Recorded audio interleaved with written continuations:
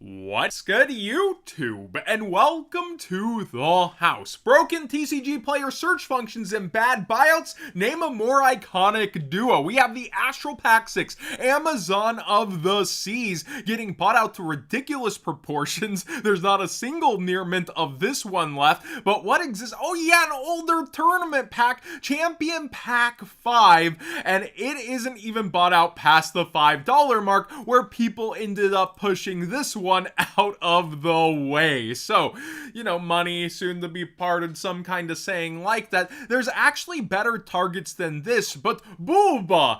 Mainly you want under the 1500 attack stat, if I recall, for the Marinsis Coral Anemone, and this would be a niche case of being able to summon this one over more water monsters that you're likely to want to summon. But we also have WoW Warrior out of Tournament Pack 1, and it's getting bought out too. You can see here it was like $2 for a near mint recently, only comes unlimited, and it's been pushed up all the way towards $10, $11 for a near mint. Now, Tournament Pack 1 commons, I do feel like get underestimated at times, so this might have been people looking it back up and going, whoa, wait, what?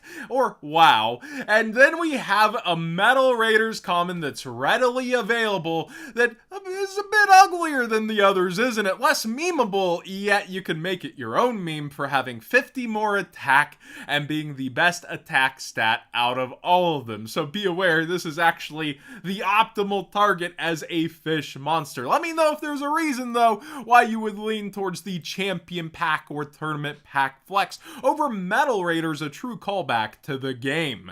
We have all of these buyouts, by the way, revolving around Mermail Primite, and Primite Drill Beam has been consistently going up as other decks like to mix in this as an engine slash ability to have access to also, and it's now pushing towards $12+ for this card, and it's going out off the market.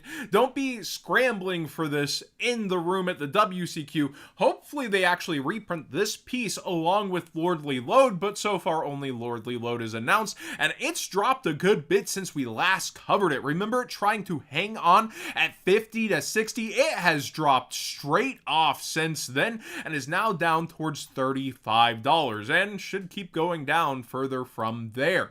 Salesman could be another scramble tech in the room at the WCQ, as people are using this and calling Droll and Lock Bird. Droll and Lock is extremely important within the format. You declare one card name. For the rest of this turn, your opponent cannot activate cards or the effective cards with the same original name as that declared card. The same restrictions apply to you, but for the rest of the duel instead of this turn. So basically, you're shutting yourself off from a play to make sure your opponent doesn't have that, and you combo off. This is the OG secret rare. You still do have the Mega Pack secret rare around $5-ish and less. This is actually towards under $4 right now on the full front page.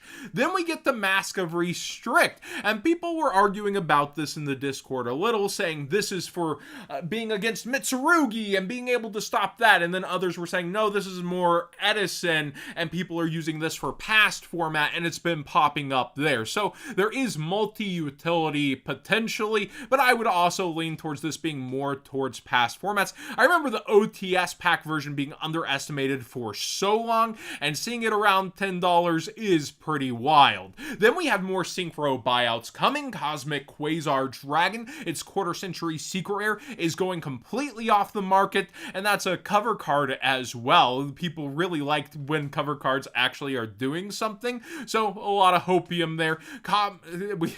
Sorry, live editing done cheap. I started to try to say that way too many times fast. Cosmic Quasar Dragon. Try it yourself. Cosmic Quasar. Oh my gosh.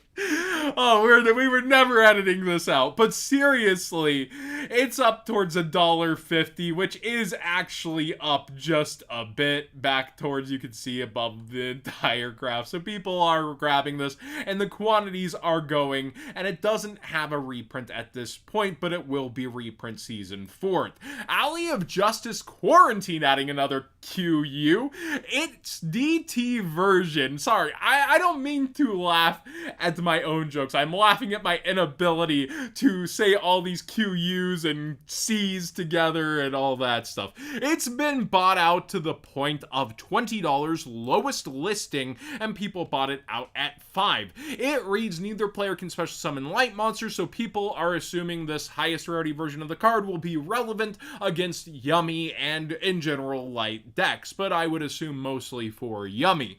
Then we have DDD getting more pushes. DDD Divine Zero King Rage, its jump promo or magazine promo, I suppose in this case, is up towards $12 once again. And I thought these buyouts would stop because we have an easy access also ultra rare out of Ghost from the past too. Now a lot of people do complain about the quality control of the cards within this set, so maybe that's why there is such a rush at this. It got bought out, you know, starting at $2 to $3, but somebody's already bit at 12 on a light play, yikes, and a lot of spending in the 4s and different kind of ranges. Then we have the holographic DDD Oblivion King Abyss Ragnarok. It's a super out of a tournament pack. I think it is, yeah, OTS pack. And it is towards now 10 to 11 lowest for English copies. These cheaper copies are all German, Italian, etc., and almost half the price.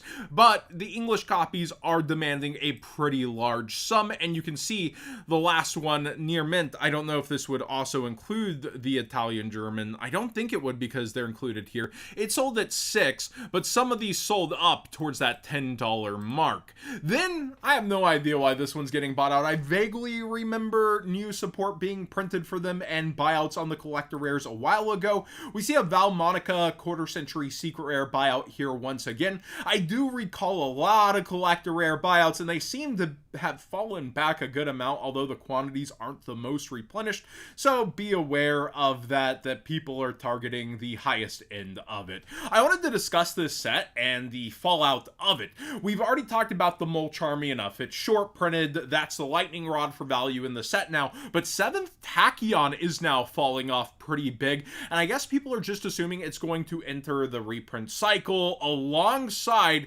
you know, the 10 season. We have battles coming up, etc. It's still going to be heavily played at the WCQ, so I guess a lot of people have just secured those.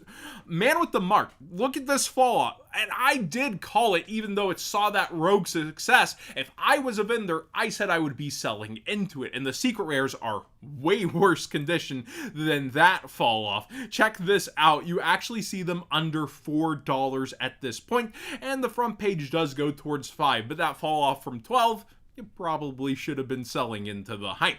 Now, again, a ban list could heavily favor this deck, but we're also going to see power creep with all those new decks coming out that people are already on taking over the OCG. It was a pleasant surprise while it lasted, and I've learned not to underestimate the deck, but I do think your time to sell was a bit ago if you were in the market to be doing so. However, remember Junk Warrior, look at these quarter century secret rares. I really like the Silent Magician. I've said it enough though. The Tachyon, also still a little bit above it, is pretty underestimated for max rarity number collecting, and people will want altar arts in their collection.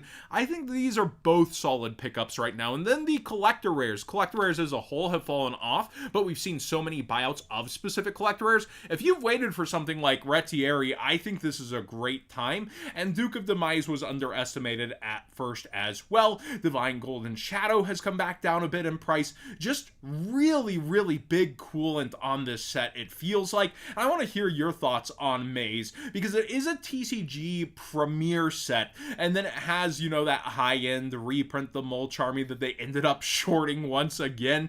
But there's a lot going on in here that I do feel like gets overlooked, underestimated, like collector rare Winged Dragon of Ra Immortal Phoenix mode here. That's kind of nice in my opinion, and definitely just going down slowly at the moment.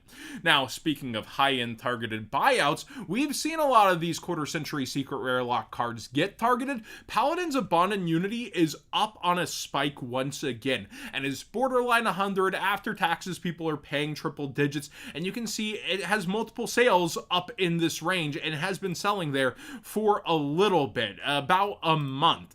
Now, when it comes down to the other one that got focused, because it has actual playability now, John, remember I told you I didn't buy it? Well, Yeah, instant fall off from that, and it's back down towards 87, and that's actually under one of the buyout points of this card where people were sinking in money. So I might expect that people would try to force this again, or they're gonna lay off and maybe they've learned their lesson. We'll have to wait and see with that one, right? But this does feel like the most collectible one out of them all, like where these are references to Blue Eyes but aren't direct Blue Eyes collectibles, and then we got a ton of Blue Eyes collectibles that came into the market. This one does feel a lot more special in comparison to the reprinted in different color quarter century secret rare locked bonds in Unity, and then we also see the dragons that were one-offs.